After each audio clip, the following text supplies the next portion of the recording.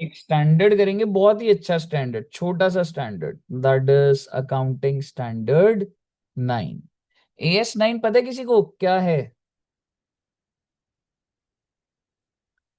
It is basically revenue recognition. Okay, revenue का मतलब क्या होता है ये बताऊंगा। रिकॉग्निशन का मतलब क्या होता है बच्चे? रिकॉर्ड कब करना है। आपको लग रहा है अरे सर बहुत आसान होता है जब सेल होए। बेटे सेल कब होती है? जब ऑर्डर मिलता है तब, जब गुड्स डिलीवर होते हैं तब, या रिस्क एंड रिवॉर्ड ट्रांसफर हो जाते हैं तब। आप समझ रहे हो कितने सारे ट्रिगर पॉइंट्स बना सकता हूं मैं। तो सबसे पहले तो आप समझो, रेवेन्यू रिकॉग्निशन जो AS9 है, वो हमें ये बताता है कि हमें रेवेन्यू को कब रिकॉर्ड करना है। ठीक है। अब रेवेन्यू किन किन चीजों से हो सकता है? Revenue can be from goods, revenue can be from sale of services, और तीसरा होता है जी रॉयल्टी, रेवेन्यू फ्रॉम रॉयल्टी,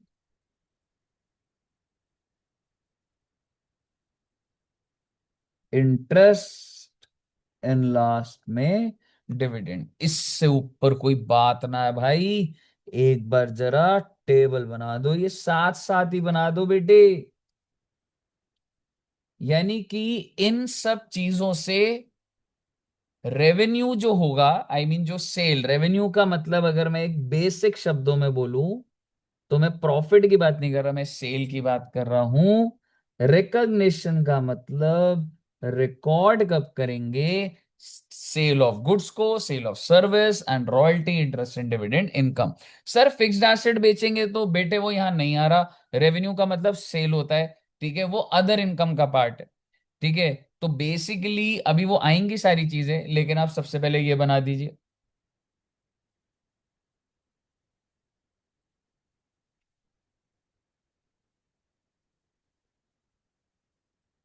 और फिर हम लिखेंगे मीनिंग ऑफ रेवेन्यू। सारे बच्चे बना रहे हैं साथ साथ? यस जी sir. Okay. Revenue means gross, ओहो,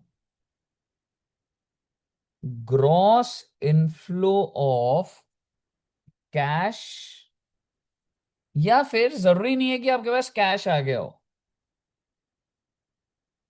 रिसीवेबल्स, रिसीवेबल समझ रहे हो? डेटर बनाना। जितने से डेटर बनाते हो क्या वही रेवेन्यू नहीं होता बच्चे, बताओ। ठीक है। फ्रॉम सेल, रादर मुझे सेल नहीं लिखना चाहिए, from ordinary activities of business. और भाई ऑर्डिनरी एक्टिविटी क्या होती है? भाई मोमोज वाले के लिए ऑर्डिनरी एक्टिविटी है मोमोज बेचना। मैकडोनल्ड्स के लिए ऑर्डिनरी एक्टिविटी है जो उसका बर्गर बेचना है। इस तरीके से अगर मैं आपको बोलूं रिलायंस जियो की एक्टिविटी क्या है? सिम कार्ड्स को बेचना है। सो बेसिकली मैं आपसे नॉर्मल सेल की बात कर रहा हूँ, उसी को मैं रेवेन्यू बोल रहा हूँ। मुझे बताइए क्या यहाँ तक क्लियर है बच्चे? Yes sir. ओके। अब मैं यस क्या सर। करूंगा, अब मैं क्या करूंगा कि मैं एक बार ना एक फाइल यहाँ पे डालूंगा, ठीक है, और हम उसको नोट कर लेंगे। ठीक है, लेकिन व्हाट आई वांट इज कि मैं एक बार उस फाइल से आपको थोड़ा रीड भी करवा दूं, लेकिन आपके नोट्स पूरे प्रॉपर बन जाएंगे, उसकी चिंता वाली कोई बात नहीं है जी। ठीक है जी। आइए, अगर इसी के अंदर इंपोर्ट हो गया तो बढ़िया हो जाएगा।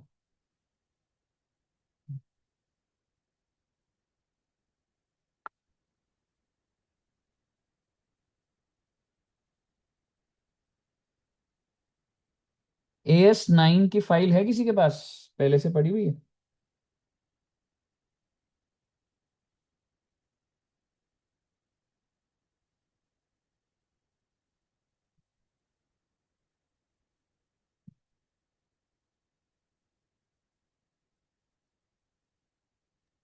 सर उसकी अनलॉक्ड पीडीएफ निकालनी है।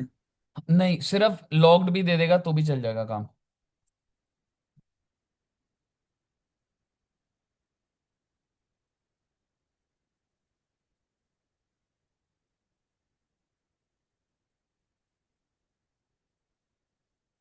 भेज रहे? यस सर, कर रहा हूँ।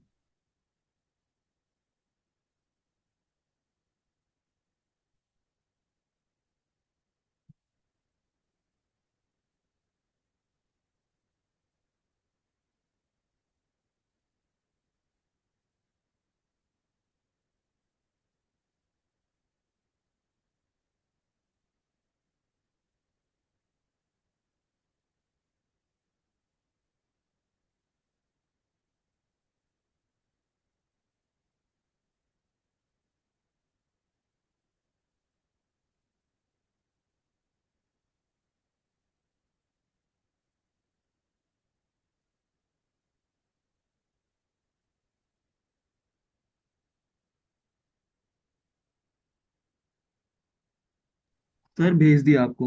Okay bro. अभी आई थिंक लोड हो रहा होगा, हाँ? Yes sir. हम्म।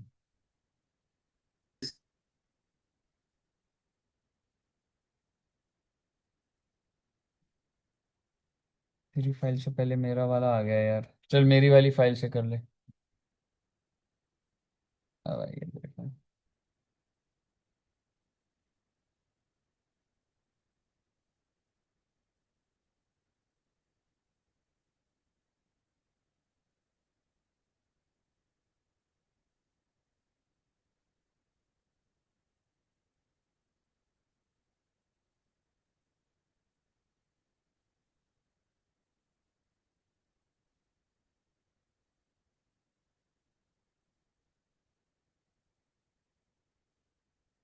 तो मेरी वाली फाइल आ गई यार, कोई नहीं, ठीक है। अच्छा, मेरी बात समझिएगा बच्चे, ठीक है? थोड़ा सा फ्लो में ही बोलूंगा और बड़ी जल्दी स्टैंडर्ड खत्म होगा, ठीक है? आराम से सुनना बस। रेवेन्यू क्या है? Gross inflow of cash, receivable या other consideration arising in the course of ordinary activity from sale of goods or rendering of service। और वो जो मैंने आपको तीन चीजें बोली थी, वो ये क्या था कि अगर मैं वो चीज को किराए पे, मतलब अगर मैं पैसा आपको दे दूं किराए पे, किराए पे क्या होता है, मतलब एफडी करा दी, ठीक है? From use by others of enterprise resources yielding interest, royalty and dividend. मुझे बताइए, क्या रेवेन्यू का मतलब क्लियर है बच्चों को? क्लियर है बच्चे? Yes sir. अच्छा, एक चीज आप कर सकते हो, हम लोगों ने कहां तक लिखा था? In the ordinary course of activity of business और profession. Of business of profession, उसके आगे लिख लो from sale of goods, from sale of goods,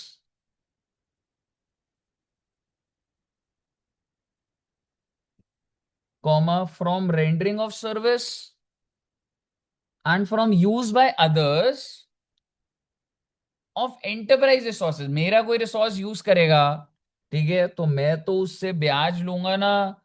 ब्याज नहीं लूंगा तो मतलब मैंने उसे पैसा दिया, वो मेरा पैसा ही तो इंटरेस्ट, या अगर मैं कोई फॉर्मूला दूंगा तो रॉयल्टी, या फिर अगर मैंने पैसा दिया तो मुझे प्रॉफिट में हिस्सेदारी, दैट इज डिविडेंड। और भी चीजें हो सकती थी, रेंट हो सकता था, वो सब नहीं आएगा। AS9 इतना ही रिकॉर्ड करता है। तो आप ये पूरा का पूरा बच्चे, वो जो मैंने लिखवाया था पहले, इसको नोट डाउन कर सकते हैं। यहां तक क्लियर है पहले?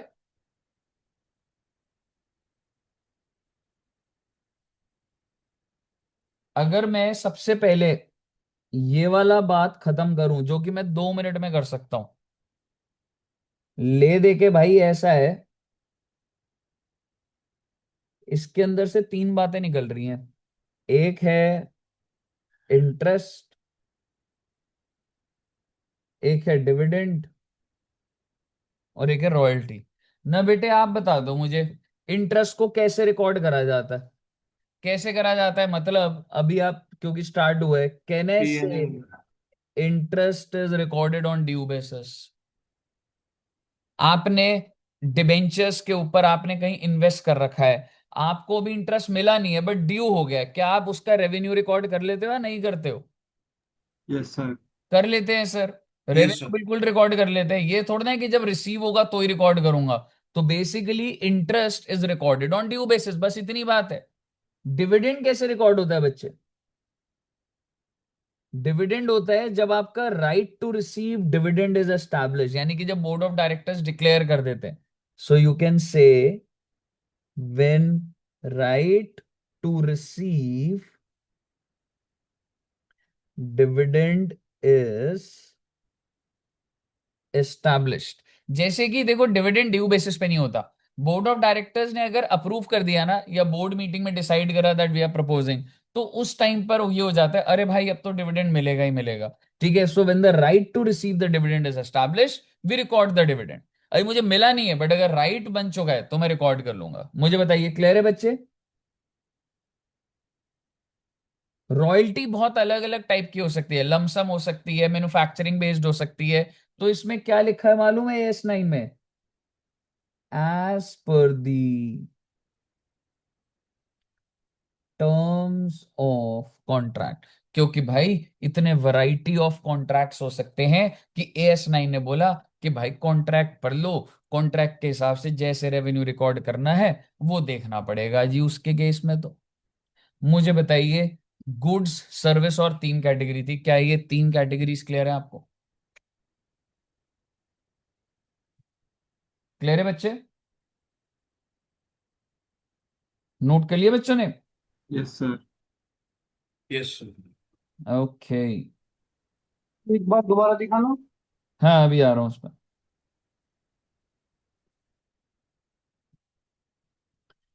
इंटरेस्ट, रॉयल्टी एंड डिविडेंड यहाँ पे भी लिखा हुआ है। Revenue is recognised on time basis, हमने क्या लिखा था? ड्यू बेसिस के आगे टाइम बेसिस लिख दो। रॉयल्टी पे क्या लिखा बच्चे? On the basis of. As पर टर्म्स ऑफ कॉन्ट्रैक्ट। एग्जैक्टली। और डिविडेंड के ऊपर when the right to receive the payment is established. तो ये दोबारा वही बात यहां पर हो रखी है, तो प्लीज इसको आप यहीं से ही देख सकते हैं एक बार। सर, हाँ जी। जो इंटरेस्ट है वो इनकम है, तो कंजर्वेटिव अप्रोच के हिसाब से इनकम जब मिलती है तभी तो डालते हैं नहीं ना। दोस्त, नहीं नहीं। तूने इन्वेस्टमेंट चैप्टर करा, ठीक है? हाँ इन्वेस्टमेंट चैप्टर में अब अगर तेरे को पूरा याद है ढंग से, अगर तेरे हाँ को 31 दिसंबर को इंटरेस्ट मिला, ठीक है, मिल गया, हाँ रिसीव हो गया, और तू 31 मार्च को क्लोजिंग कर रहा है, क्या तूने 3 महीने का कैरेट डाउन में इनकम साइड पे नहीं दिखाया था? हाँ। ठीक अच्छा। है, तो वो रिसीव नहीं हुआ था, फिर भी आप इनकम तो अच्छा, अब जो तू कह रहा है सर कि कंजर्वेटिज्म, तो मुझे बता, तू डेटर टू सेल एंट्री क्यों डालता है? तेरे को पैसा तो मिला नहीं, फिर ड्यू पे इनकम क्यों बुक कर रहा है? तो अकाउंट्स तो भाई ड्यू बेसिस पे चल रहा है, इनकम में भी ड्यू बेसिस पे चल रहा है। ठीक है दोस्त? बताइए बच्चे, क्या ये वाला पोर्शन सब बच्चों को क्लियर है?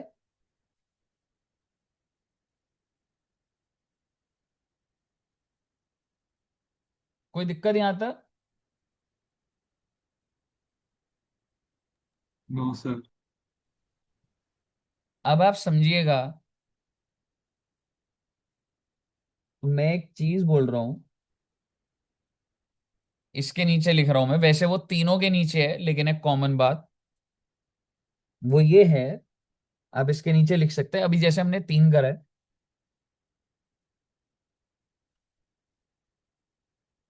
Revenue should be recorded.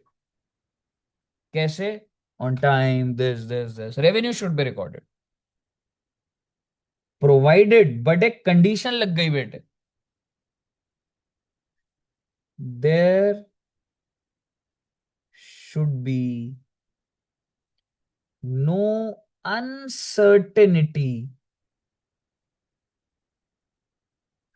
Regarding collection of revenue.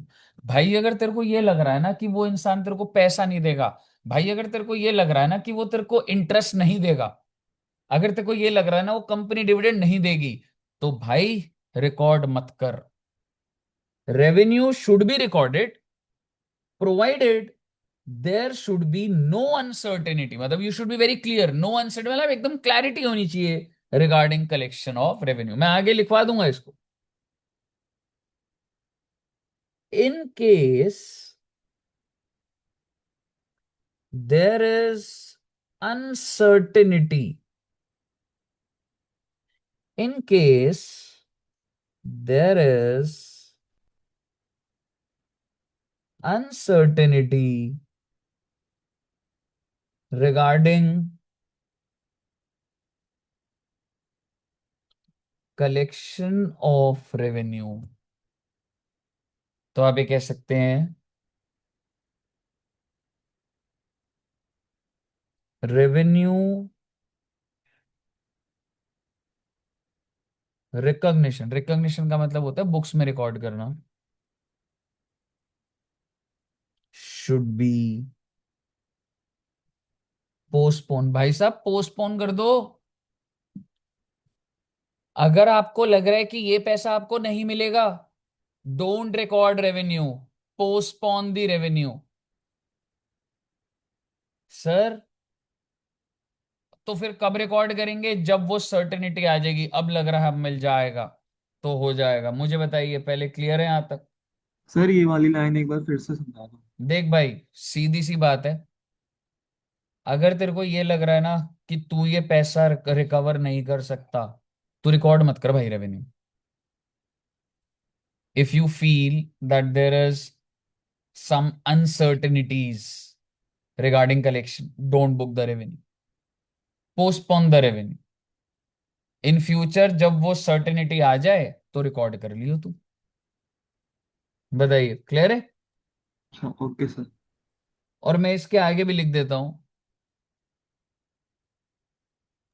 Sir ऐसा जरूरी तो नहीं है ना कि आगे भी अनसर्टिनिटी हो। देख, अगर तू अभी इस साल में है, तू अभी है 25-26 में, ठीक है?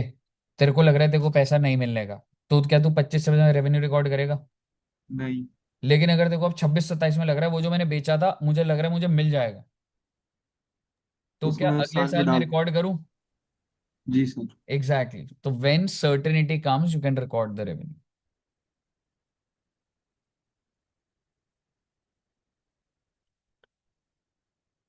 In case it is certain that revenue will be recovered। नहीं, कुछ लिखने की जरूरत नहीं है वैसे, इसको मत लिखो, ठीक है? मुझे बताइए पहले, यहां तक क्लियर है सब बच्चों को?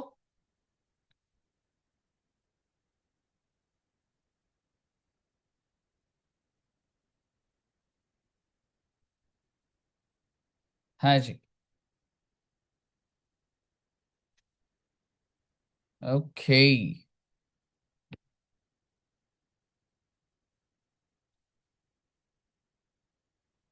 आइए।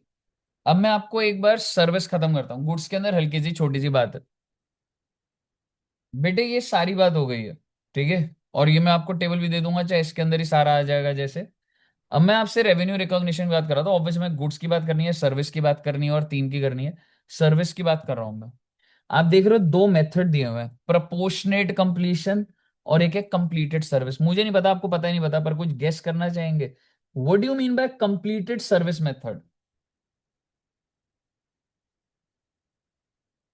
अच्छा, जैसे हम लोग आपको सर्विस देते हैं, जैसे मैं आपको क्लासेस प्रोवाइड कर रहा हूँ, एजुकेशन सर्विस दे रहा हूँ, so it is rendering of service. क्या लग रहा है, ये प्रपोर्शनेट कंप्लीशन मेथड है ये, या कंप्लीटेड सर्विस मेथड है? तो proportion- प्रोपोर्शनेट है बच्चे। ये क्यों मालूम है? भाई एक दिन में सर्विस खत्म ही नहीं होती, धीरे धीरे धीरे धीरे करके सर्विस कंप्लीशन की तरफ जा रही। और एक होता है डॉक्टर के पास जाना, डॉक्टर के पास गए, डॉक्टर जी 5 मिनट बैठे, प्रिस्क्रिप्शन दी, सर्विस ओवर। हॉस्पिटल में गए, एक दिन में इलाज हुआ, डिस्चार्ज हो गए, सर्विस ओवर। हालांकि हॉस्पिटल में आप रुक रहे हो, लंबा है तो वो अलग चीज है। लेकिन आप मुझे बताओ कुछ जो सिर्फ और सिर्फ, ये देखो क्या लिखा है, generally performance consist of execution of a single act, ठीक है? तो कंप्लीटेड सर्विस में क्या होता है बच्चे? It is execution of single act. Can you tell me, क्या आप मुझे कोई सर्विसेज बता सकते हैं जो सिंगल एक्ट में खत्म हो जाती है? बताओ। Restaurant service. Yes sir. Yes, और सोचो, कितनी सारी सर्विस है आपके लेफ्ट राइट आजू बाजू।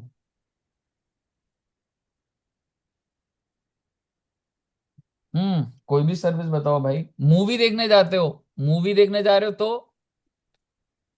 यस सर वो भी आ जाएगी। Single day.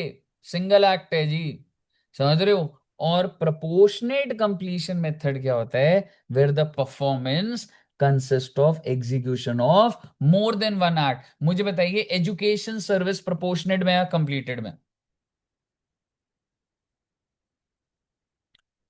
बोलो सर ना। प्रोपोर्शनेट। Exactly exactly. ऐसे ऑडिट सर्विस किस में आती होगी बेटा, 6 महीना ऑडिट चल रही है। सर वो भी प्रोपोर्शनेट में ही आएगी। Exactly exactly. तो आप मुझे बताइए, अगर जैसे सपोज करो मैं आपको बोलूं मैं एक कंपनी को ऑडिट सर्विस दे रहा हूं 6 महीने का, और मैं 6 लाख रुपए ले रहा हूं, तो क्या जब मैं पूरी सर्विस खत्म करूं तब रिकॉर्ड करना चाहिए रेवेन्यू, या प्रपोर्शनेट थोड़ा थोड़ा on the basis of activities करना चाहिए। सर प्रोपोर्शनेट ही कर रही। एग्जैक्टली exactly, तो यही बोल रहा है बेटे। Practically revenues recognise on SLM basis, और आसान कर दिया। मान ले तेरी सर्विस 6 महीने की है, तो तू कितने महीने में रिकॉर्ड कर लेगा इसको, 6 महीने में। मान ले 6 लाख है तो 1 लाख, 1 लाख, 1 लाख, 1 लाख, 1 लाख, 1 लाख। मैं एक छोटा सा एग्जाम्पल बना देता हूं। मान लो मिस्टर ए, और वो क्या कर रहा है बेटा, वो ऑडिट सर्विस दे रहा है एक कंपनी को, एक्स लिमिटेड को। एंड आई एम सेइंग कितना महीना लगेगा सर ऑडिट में, 6 मंथ्स, और फीस ले रहा है 3 लाख रुपए। आप मुझे बताइए इसको कितने महीने में रेवेन्यू रिकॉर्ड करना पड़ेगा,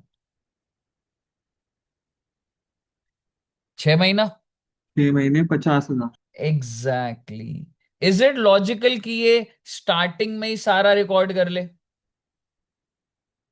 नहीं। No, that makes no sense, even if इसको पैसा मिल भी गया हो तो भी। एंड इज इट लॉजिकल कि ये सारा का सारा लास्ट में रिकॉर्ड करे?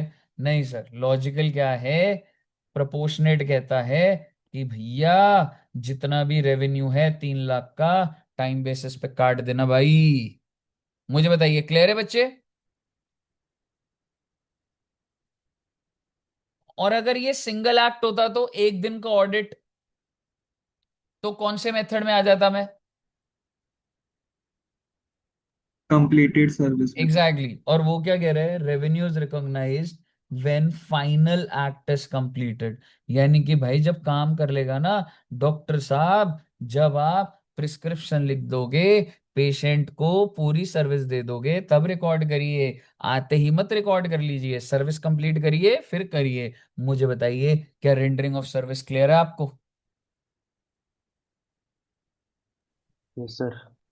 और ये वाली जो बात है, ये यहां भी है भाई, कि अगर तुमने सर्विस दे दी है, कोई भी मेथड हो, और अगर तुम्हें लग रहा है कलेक्शन ना हो पाएगी, तो रिकॉर्ड ना करो भाई रेवेन्यू को, because if there is any uncertainty then don't record the revenue, postpone the revenue. तो कब रिकॉर्ड करें, व्हेन दैट सर्टेनिटी कम्स, जब आपको भरोसा हो जाए आगे 2 साल, 4 साल, 5 साल में, उस साल रिकॉर्ड कर ले भाई, क्योंकि सर्टेनिटी होना बहुत जरूरी है। मुझे बता दीजिए, क्या आपको सर्विस से रिलेटेड सारी बातें समझ आ गई? Yes sir. ओके। और यहाँ पर आप एक एग्जाम्पल ऐसी हो डॉक्टर का बना सकते हैं, क्योंकि डॉक्टर की सर्विस जो होती है वो सिंगल एक्ट पे खत्म हो जाती है। अब मैं आ रहा हूँ बेटे हमारे लास्ट टॉपिक पे, फिर हमने क्वेश्चंस देखने होंगे बच्चे, and that is sale of goods. तो आइए जरा सेल ऑफ गुड्स को पहले ऊपर डिटेल बोलूंगा, फिर उसके बाद आऊं। ये नोट कर लिया बच्चों ने? हम्म। सर पूरा चार्ट बनाना है। हाँ, अगर अभी नहीं करा तो अब मत करो, फिर स्क्रीनशॉट ले लेना, मतलब जब हो जाएगा पूरा। ठीक है, मतलब चाहे अलग भी कर सकते हो और वो भी है, बट कीवर्ड सारे के सारे वो आने चाहिए। ठीक है, तो आइए गुड्स के ऊपर थोड़ा ध्यान से देखना, ठीक है।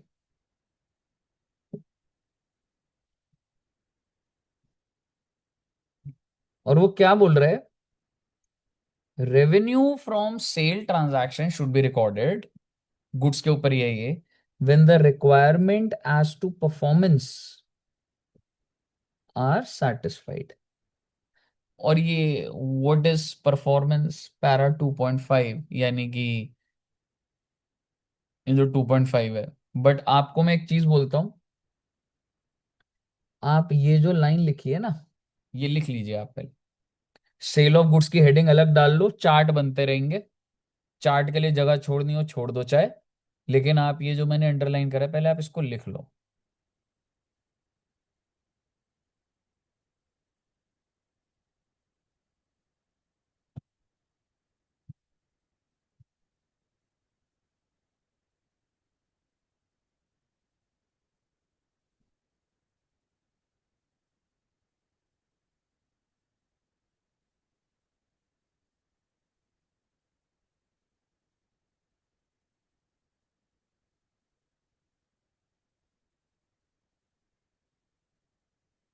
सिर्फ यहीं तक लिखना बच्चे।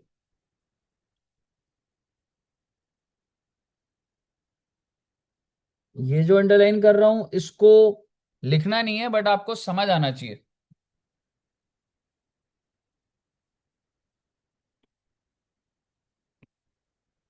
वही लाइन लिखी है ना, अगर तुम्हें नहीं लग रहा पैसा आएगा नहीं आएगा तो रेवेन्यू को रिकॉर्ड मत करो, पोस्टपोन कर दो।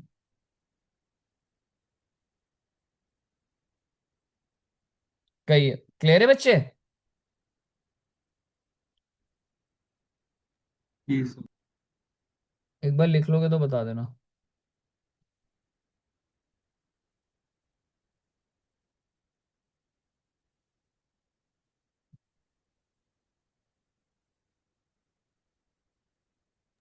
दूसरा भी लिखना है? नहीं, लिखना सिर्फ ये है जो मैं रेड से कर दिया मैंने, सिर्फ ये लिखना है।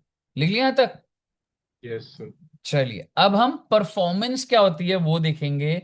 और सर जी, ये वो परफॉर्मेंस की कहानी कहाँ दी हुई है?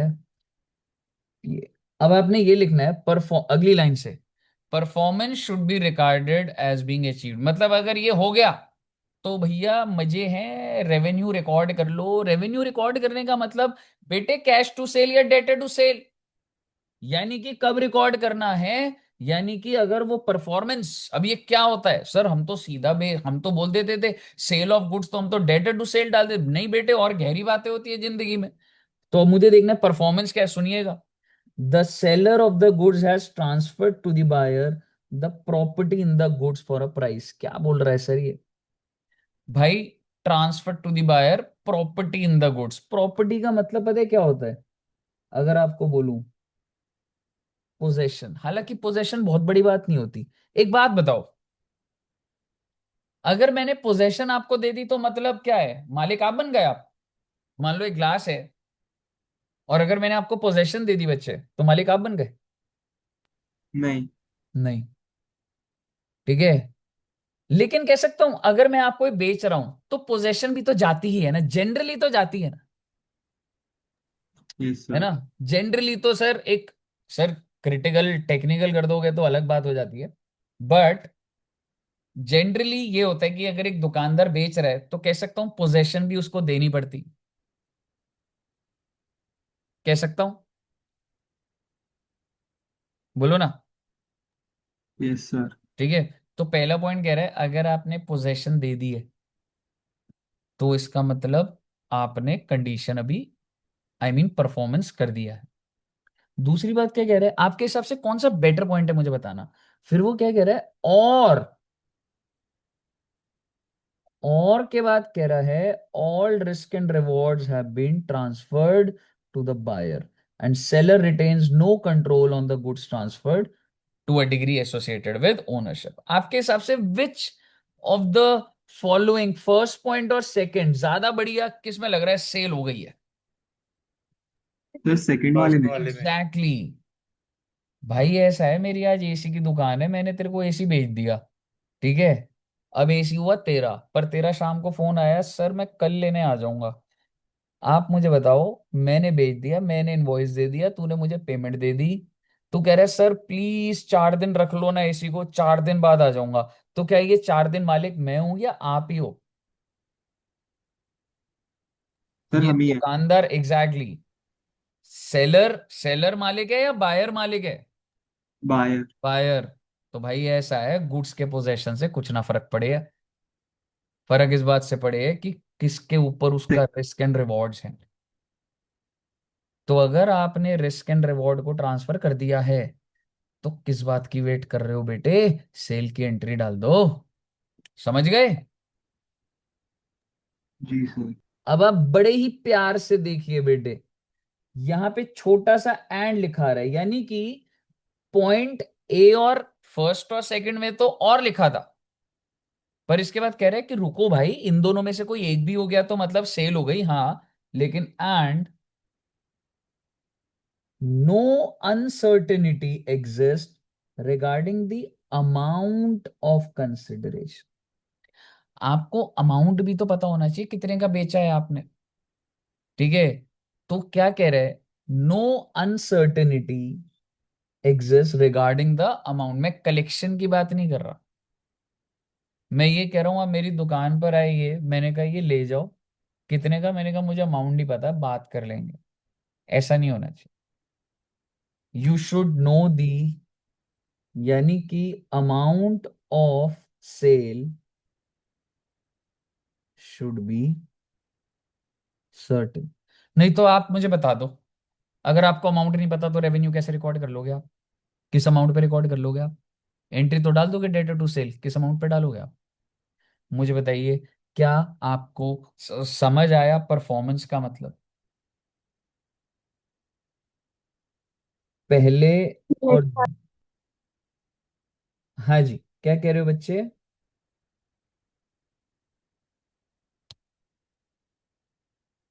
अगर मैं कीवर्ड्स की बात करूं, पहला पॉइंट पोजेशन का कह रहा था, और रिस्क एंड रिवॉर्ड्स, और एंड में वो कह रहा था कि जो अमाउंट है इट शुड बी सर्टेन। कहिए साहब जी, क्लियर है? यस जी सर। सर। अब आप ये मान के चलिए कि आपने 90% स्टैंडर्ड समझ लिया, पर अब हमने क्वेश्चन प्रैक्टिस नहीं करे, और हमने अभी चीजें चार्ट पे भी ले जाऊंगा। लेकिन अब जो मैं अंडरलाइन कर रहा हूं, अब आप इसको रीड करते जाइएगा।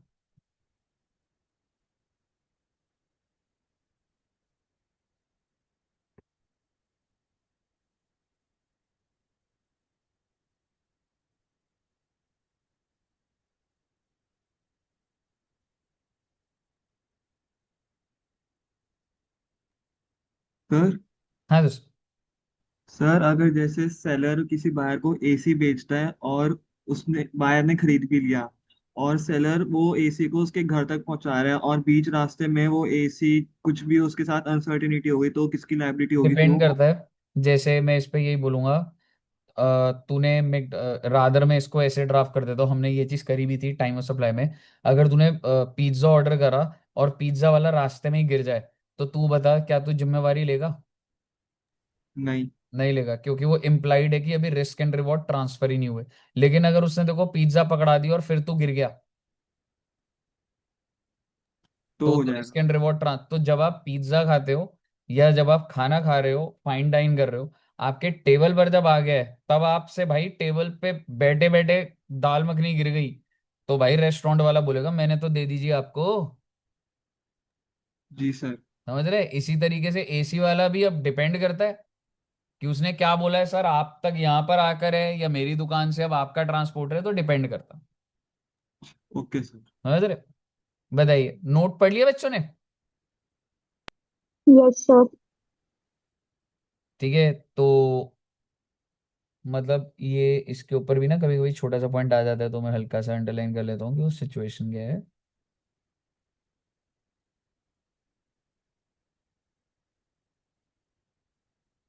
अगर ट्रांसफर ऑफ प्रॉब्लम पोजेशन और रिस्क एंड रिवॉर्ड सेम ना हो, तो रेवेन्यू कब रिकॉर्ड करना चाहिए?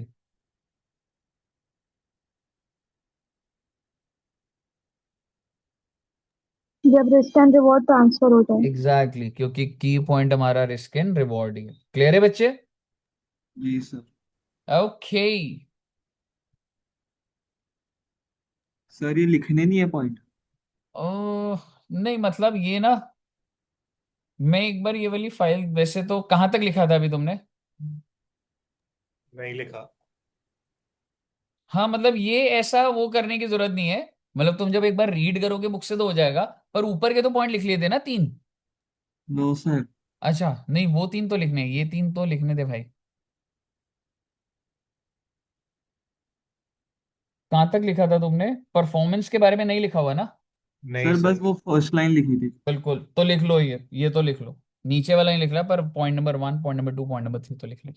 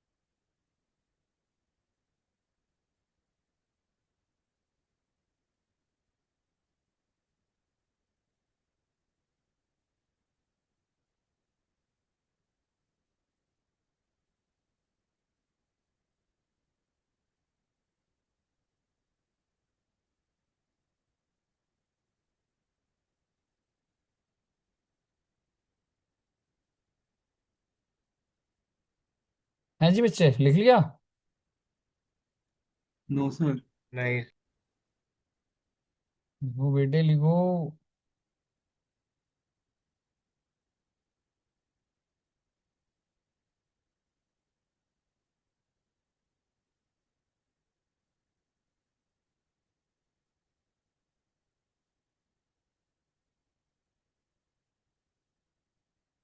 आज लॉ का पेपर कैसा आया था, पता करा किसी ने? सर अभी किसी से हुई नहीं बात। लेंदी कह रहे हैं, पेपर लेंदी था बहुत।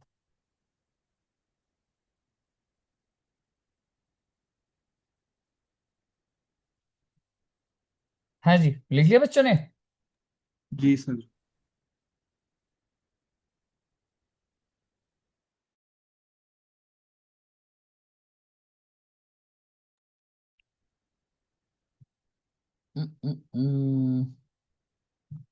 आओ जी। तो थर्ड पॉइंट दिखाना एक बार। हाँ,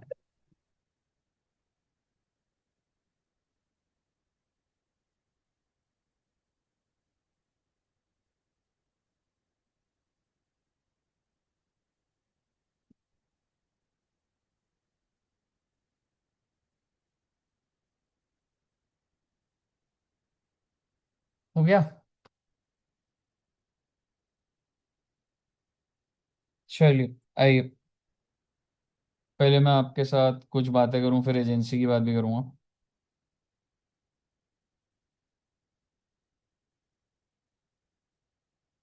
अगली हेडिंग डालिएगा। वैसे मैंने काफी बातें बोल दी हैं आपको। Scope of AS9।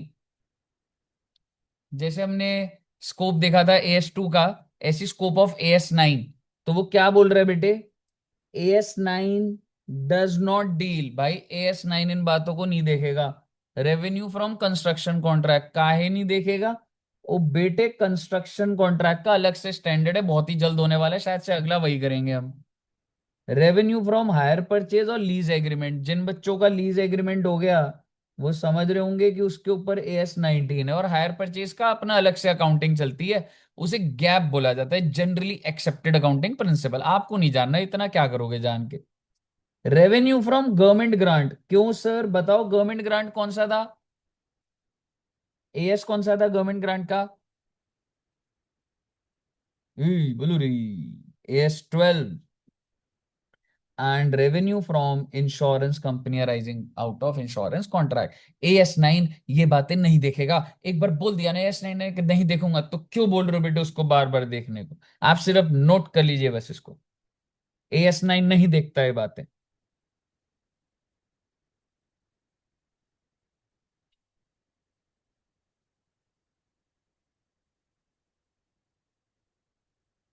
ये अब जो नीचे वाली लाइन बोल रहा हूं मैं, मतलब ये थ्योरेटिकल बात है, ऐसा बहुत इंपॉर्टेंट तो नहीं है, पर ये चीजें रेवेन्यू में नहीं आ रही। क्या नहीं आ रही? Realised gain from disposal of non current. अरे भाई, profit on sale of fixed asset नहीं आ रहा ना भाई।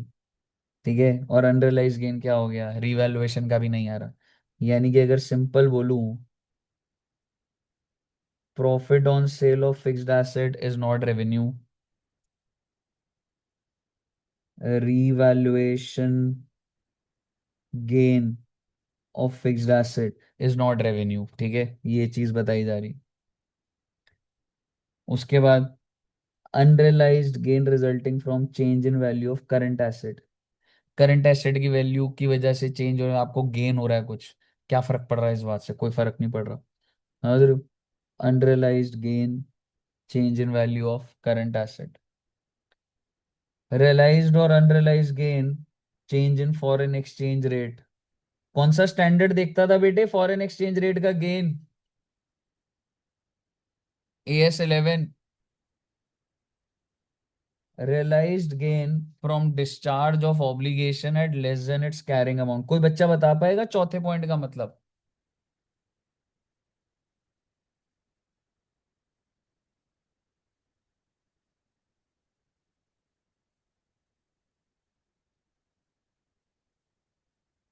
भाई क्रेडिटर की लायबिलिटी है 500 की, और पेमेंट कर दी 400 की इन फुल सेटलमेंट। आप मुझे बताओ फायदा है कि नहीं है?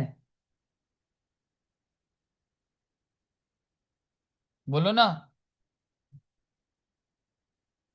क्या हो गया बेटे? है सर फायदा। नोट ही करे जा यस रहे सर। हैं। हाँ। ठीक है। और इसी तरीके से पांचवा, unrealise gain from restatement of carrying on obligation. भाई, क्रेडिटर्स की बुक वैल्यू 500 है और मार्केट वैल्यू 300 है। तो अब तुम क्रेडिटर्स को जब मार्केट वैल्यू पे लेकर आओगे तो जो फायदा होगा आपको, वो रेवेन्यू का पार्ट नहीं होता बेटे। तो बेसिकली सरकार आपको बस ये बता रही है।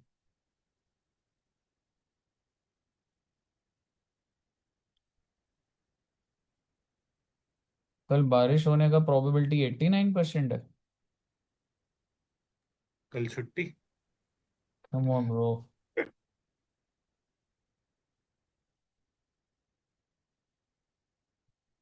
सितंबर में तो अब तुम्हारे संडे भी लगेंगे ही बेटे, छुट्टी सर छोड़ो। लग तो रहे हैं। हाँ। लिख लिए बच्चों ने? ये 5 पॉइंट भी लिखने हैं क्या? यार मतलब अच्छे से बोल दिया मैंने, लिख ही लो यार वैसे, है ना? पूरे लिखने हैं या फिर जो आपने लिखा है बस? अह, वैसे मैंने जो लिखा है वो सफिशिएंट है, पूरा ही लिख ले।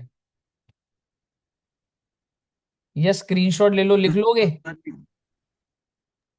सर अभी सर लिख लेते हैं। पीडीएफ दे दो इससे लिख लो। बढ़िया। हाँ, पर एक बार ना ये भी मैं भेज दूंगा, पर अभी लिख ही लो, मतलब साथ के हाथ ही हो जाएगा तो सही है। क्योंकि अपने को सर एक बार। जल्दी तो है नहीं बेटे, अब तो आपको घर भी नहीं जाना और कुछ ऐसा नहीं, घर पे ही बैठे हो। क्या जल्दी है, 10 बजे तक भी चले क्लास, क्या टेंशन है बेटे अपने को। सर ये लास्ट के 5 पॉइंट भी लिखने हैं? बिल्कुल। सर एक बार ये समझा दो, वो मेरी मीटिंग लीव हो गई थी। देखिए ना, अलग अलग बस कि ये क्या क्या चीजें रेवेन्यू नहीं होती। Example of items not included as revenue. तो भाई फिक्स्ड एसेट के ऊपर जो प्रॉफिट बेचता है वो रेवेन्यू नहीं होता। फिक्स्ड एसेट का रीवैल्यूएशन गेन रेवेन्यू नहीं होता। करंट एसेट की वैल्यू चेंज हो जाए, करंट एसेट तेरा 100 का 150 का हो गया तो फायदा हो गया, वो रेवेन्यू नहीं होता। रियलाइज और unrealise gain of foreign exchange rates, rate बदलने की वजह से गेन, जैसे फॉरेन से ट्रांजैक्शन था, that's not called revenue. Creditors की बुक वैल्यू है 500, तूने पेमेंट करी 400 और तू खुश हो रहा है, ओ 100 रुपए बच गए, ओ क्या वो रेवेन्यू है? नहीं बेटे, फायदा तो है पर रेवेन्यू नहीं होता। क्रेडिटर्स की बुक वैल्यू 500 पर मार्केट वैल्यू 300, मतलब उनकी मार्केट गिर गई तो तेरे को तो फायदा ही लगेगा, पर ये रेवेन्यू नहीं होता, नहीं होता, नहीं होता। Okay sir.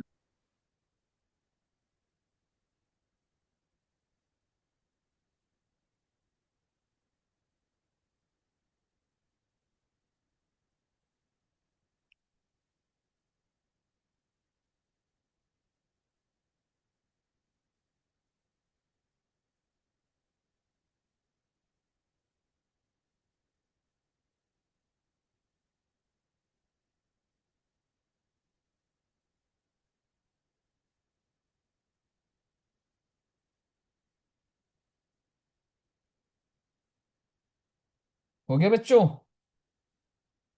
नहीं सर।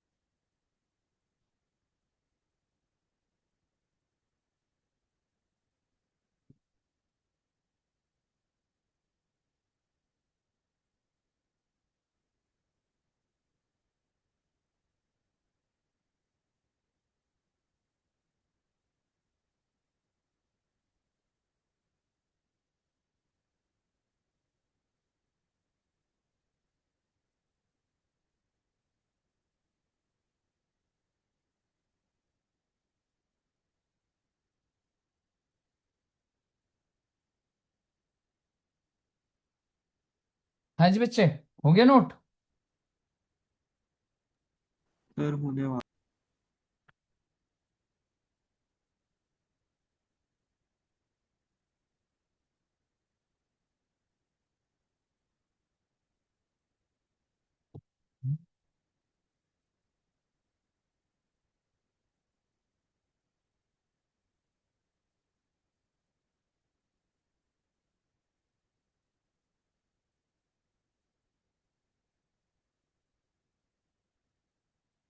जो हो जाए तो बता देना भाई।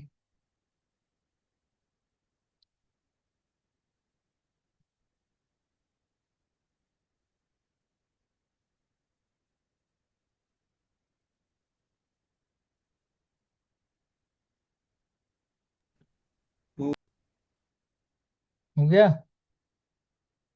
हाँ Yes, sir. sir. Cool.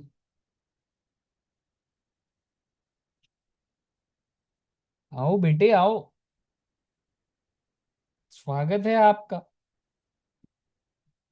Example number 1 आप पढ़ो बेटे, आप डेवलप हो गए, आपको पता ही नहीं लगा, आप इतने बड़े बच्चे हो गए, आपको एग्जाम्पल आने लग गए। एग्जाम्पल नंबर 1 पढ़ो, और अगर जब वो हो जाए तो एग्जाम्पल नंबर 2 भी पढ़ लेना, आप देखना आपको सब समझ आ रहा है। मैजिक। एग्जाम्पल नंबर 1 पढ़िए।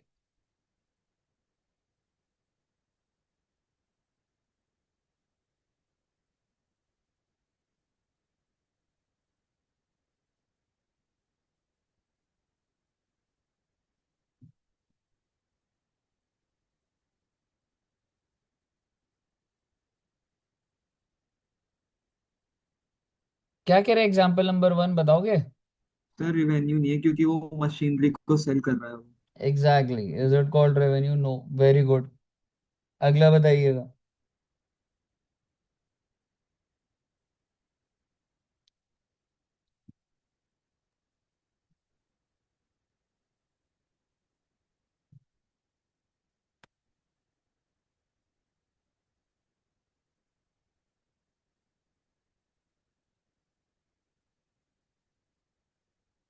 ये सर है क्या, उसका नॉर्मल कोर्स ऑफ बिजनेस में आ रहा है ये।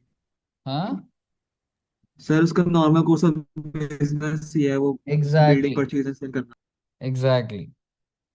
कहिए, क्लियर है?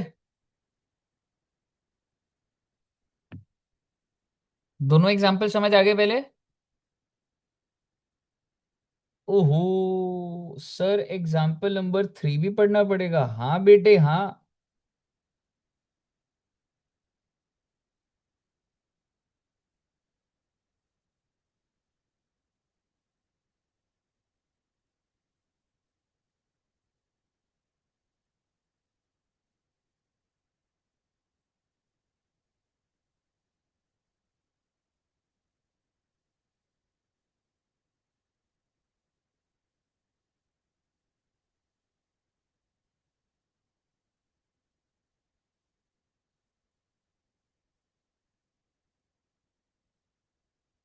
सर नहीं है रिवेन्यू।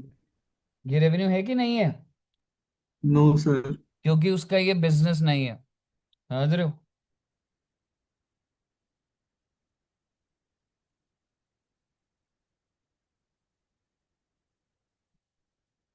हो गए सारे, हो गए ये वाले। बस एक दो छोटी छोटी बातें करेंगे बच्चे, मतलब अब अगर मैं बोलूँ ना, कंटेंट तो खत्म ही है, ठीक है, बस मेरे को आपको क्वेश्चंस ही कराने हैं। लेकिन अगर कंटेंट हल्का फुल्का आएगा, मतलब कुछ केसेस आएंगे। लेकिन अगर मैं आपको बोलूं, एजेंसी के अंदर एक बात बताओ, मान लो मैं आपके थ्रू सामान बेचता हूं, आप सभी एजेंट हो, तो एजेंट के लिए रेवेन्यू क्या होता है? उसकी कमीशन, या वो जो प्रिंसिपल के बिहाफ पे सेल कर रहा है वो सेल प्राइस भी? कमीशन। एग्जैक्टली यही बात लिखी है, बस इससे ऊपर बात नहीं है। The revenue is the amount of commission and not the gross inflow of cash. आप लिख लीजिएगा, सिर्फ एजेंसी रिलेशनशिप में पहली 2 लाइनें लिख लीजिएगा वो। सर एक बार समझा।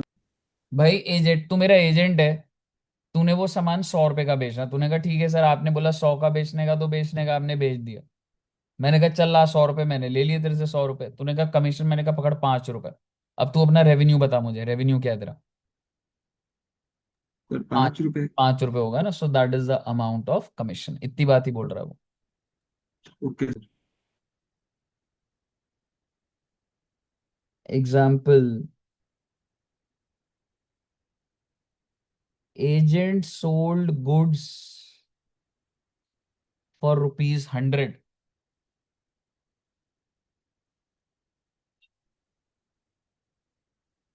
Commission on such sale ₹10. So can you tell me what is the revenue from agent for agent? ₹10। बताइए, क्लियर है?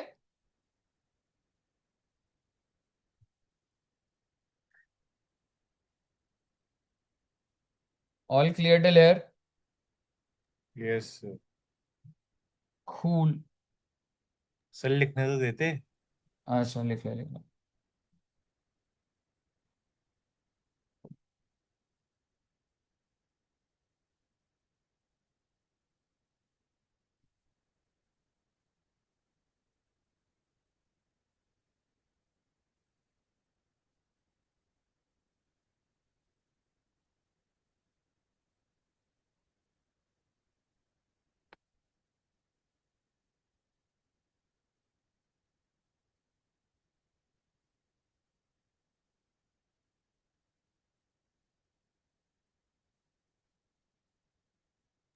हो गया सर। ठीक है जी, ओके।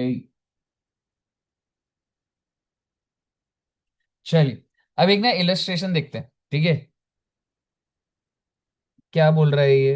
अभी थके तो नहीं ना बच्चे?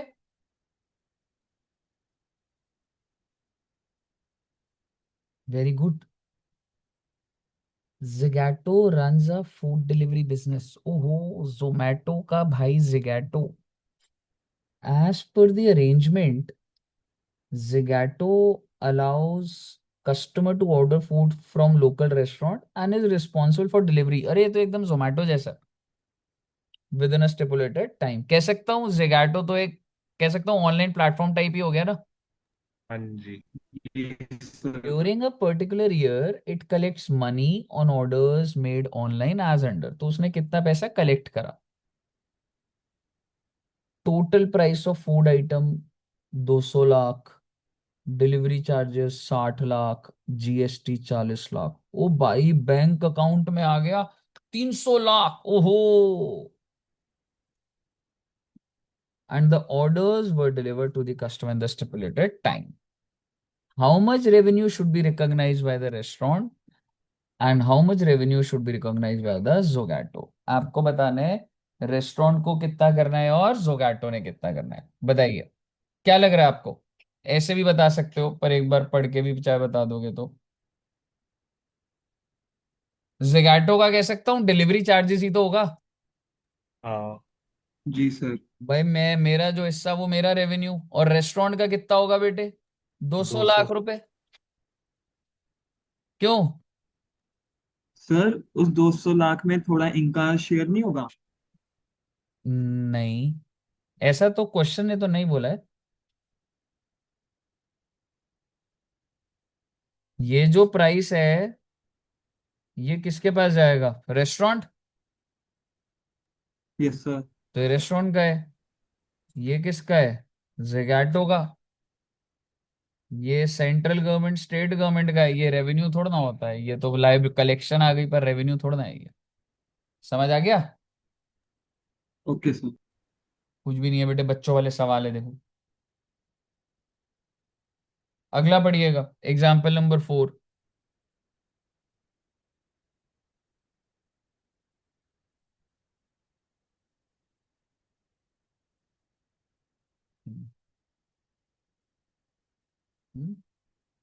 क्लास हो रही, ओवर अभी होएगी थोड़ी।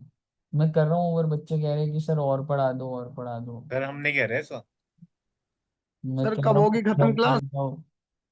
सर आपने बच्चों 10 देखो, मिनट अभी पहले बोला आपने था ही बोला क्लास था ना खत्म हो सर गई। पूरा खत्म करा दो, अभी बोला था ना सब बच्चों ने। नहीं सर तो। किसने बोला था? नहीं बोला था, सर। मेरे को बहुत सारे मैसेजेस आए हुए हैं, I can show you. Oh my God, battery of हो गई, ओ माय गॉड।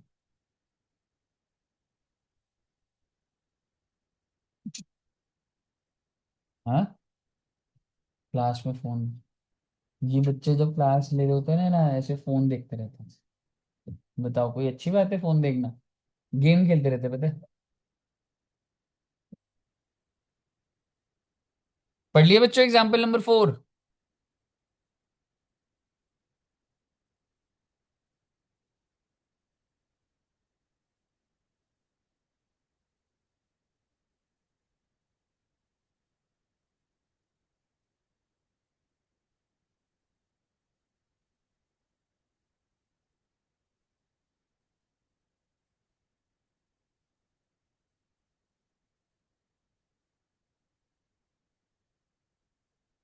बताइए, क्लियर है बच्चे?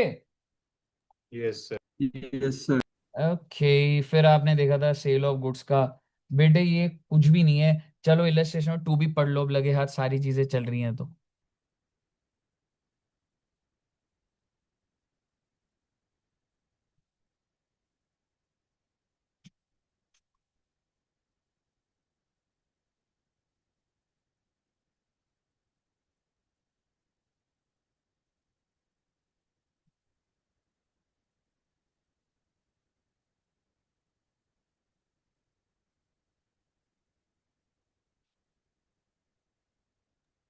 सर कितनी देर और चलेगी क्लास? बस खत्म होने वाली है दोस्त। 10 10 मिनट और बस। सर 40 मिनट की बोली थी वैसे आपने। अरे 1.5 घंटा हो गया। अरे वो तो उस टाइम पे वो जरूरत था वो बोलने का, ताकि मतलब बात खत्म हो सके। सर आप समय नहीं थे, आप झूठ बोलोगे।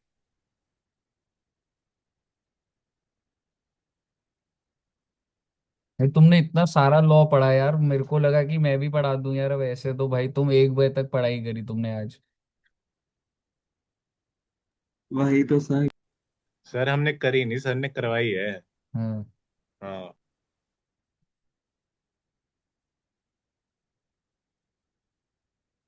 पढ़ा क्या इलस्ट्रेशन 2? हाँ सर।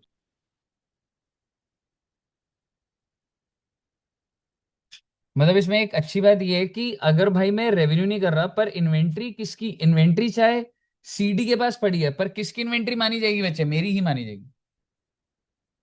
Yes sir. समझ रहे हो? मतलब इट एट टाइम्स, मतलब बहुत अच्छी जजमेंट तो नहीं है ये, मतलब आप डिबेट कर सकते हैं बट इतना करने का वो नहीं है।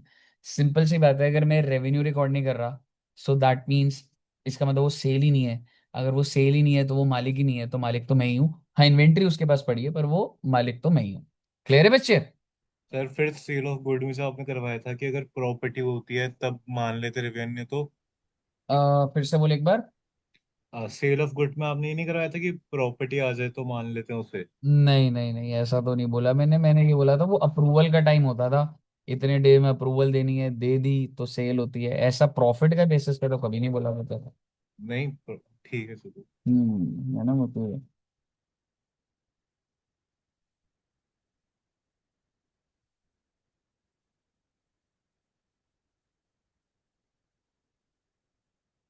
आऊँ मैं अभी? आऊँ?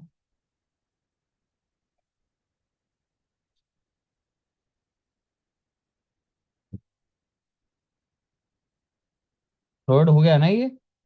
नहीं सॉरी। एक दो इलस्ट्रेशन होमवर्क दे दूं, समझ आ गई ना कैसे हो रही है? यस।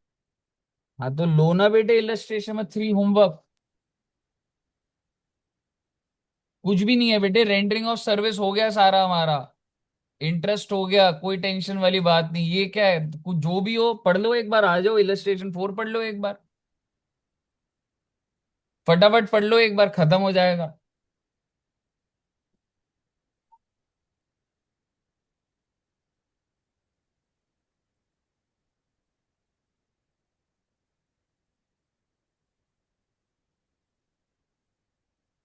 एक बात बताओ, डिविडेंड को क्या अक्रूवल पे रिकॉर्ड करना था?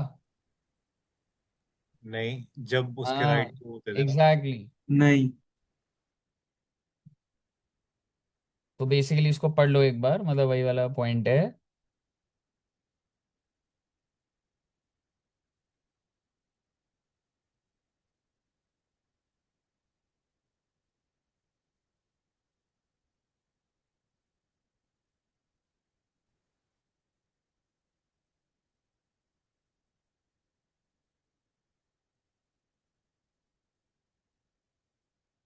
समझ आ गया?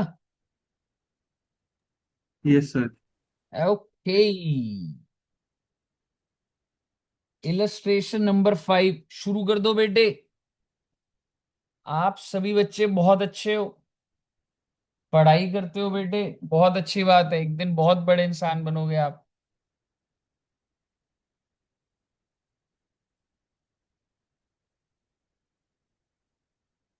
हम्म।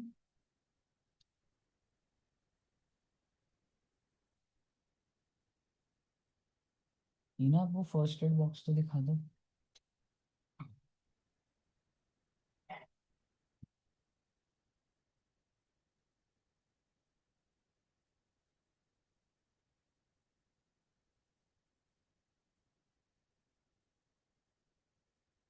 और बस इसके बाद अच्छा पढ़ लो एक बार। ये भी बहुत आसान है वैसे, कुछ भी नहीं है इसमें। यस सर, हो जाएंगे है रिकॉर्ड। ना, बच्चों वाले हैं भाई, मतलब। ठीक है। अब ये वाले पॉइंट कुछ आते हैं, जैसे कि इन सब्जेक्ट टू इंस्टॉलेशन, सेल और अप्रूवल, इंस्पेक्शन, सेल और रीपरचेज। आप जैसा बोलोगे मैं आपकी बात मानूंगा। इसको अगली क्लास में कराऊं या अभी करा दूं? जो आप बोलोगे वही होगा। अभी करा देता हूँ, एकदम सही बेटे, आपके मन में जो था। सर नेक्स्ट क्लास बोलने का हैवी हो गया क्या, थक गए मौका हो क्या? तो दो। हाँ सर। ठीक है, चलो इतना ही रखते हैं, वैसे मैंने कंट्रोल कर लिया है। ठीक है। और इनाया एक चीज दिखाना चाहती है।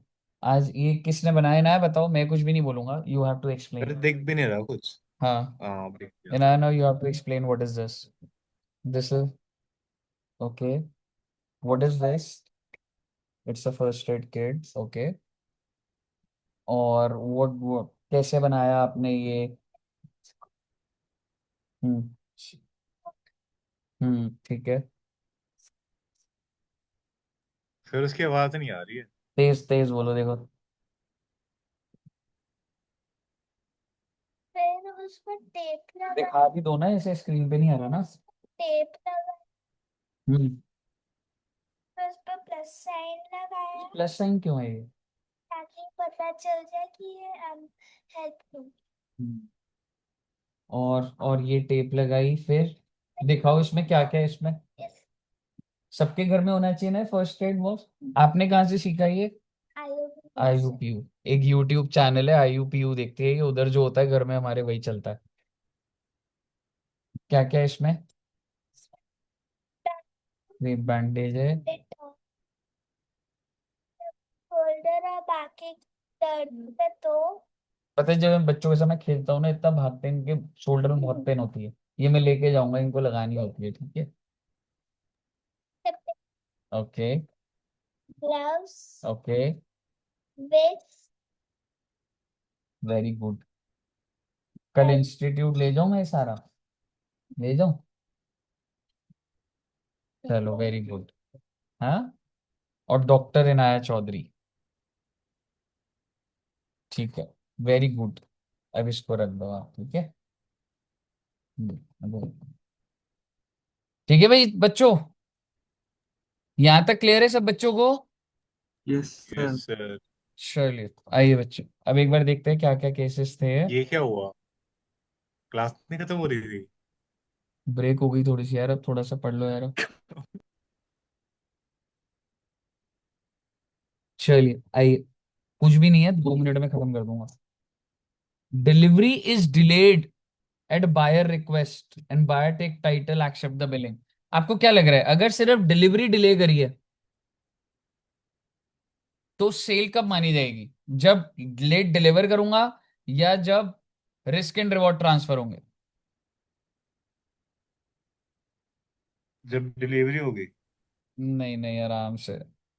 मैंने फिर वही से बता। कहानी बनाई थी ना, जैसे मैंने तुम्हें सामान तो भेज दिया, हाँ। फिर तुमने बोला अरे सर 10 दिन बाद आएंगे लेने, मैंने कहा ठीक है। तो डिलीवरी डिले हो गई, 10 दिन बाद आएगा अब तू। तो मैं तब हम्म। रिकॉर्ड करूं या मैं आज ही रिकॉर्ड कर लूं? आज risk and reward have been transferred. Sir आज। आज ही रिस्क एंड रिवॉर्ड ट्रांसफर होगा। एग्जैक्टली। तो ये सारी बातें वही लिखी हुई हैं। ठीक है। यार आप अच्छे बच्चों यार। इसको रीड, बस फर्स्ट पॉइंट कर लो, फिर आगे वाले वो करा दूंगा, फर्स्ट पॉइंट कर लो बस। सर ये लिखना है? नहीं, ये सब पर तुम्हें पेपर के टाइम पे याद होने चाहिए। ठीक है, ये लिखना नहीं है, जस्ट रीड करने का वो है। बस देखो, सिर्फ ये सिचुएशन पता होनी चाहिए, बस समझ रहे?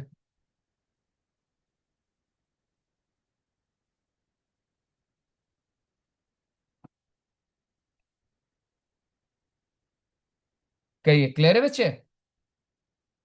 यस। तो ठीक है सर जी, यस मेरे सर। हिसाब से वैसे तो बस AS9 में कितना रह गया है, 5 से 10 मिनट का डेटा बच रहा है। नेक्स्ट क्लास में 5 से 10 मिनट का डेटा होने के बाद हम लोग अकाउंटिंग स्टैंडर्ड 7 करेंगे या 24 करेंगे। 24 के ज्यादा चांसेस है, क्योंकि वो 50 मिनट का है। तो अगली क्लास में एक 24 भी हो जाएगा और हमारा 9 भी कंफर्टेबली खत्म हो जाएगा। ठीक है बच्चों, तो इतना रखते हैं। और कल हम मिलेंगे उसी टाइम पर जितने बजे आप मुझे मिलते हो, दैट इज 3 to 4:30। और कल हम करेंगे GST में एक और नया चैप्टर। ठीक है साहब जी? Okay sir. Okay, thank you very much. Bye bye bye bye bye bye. Sir हाँ जी।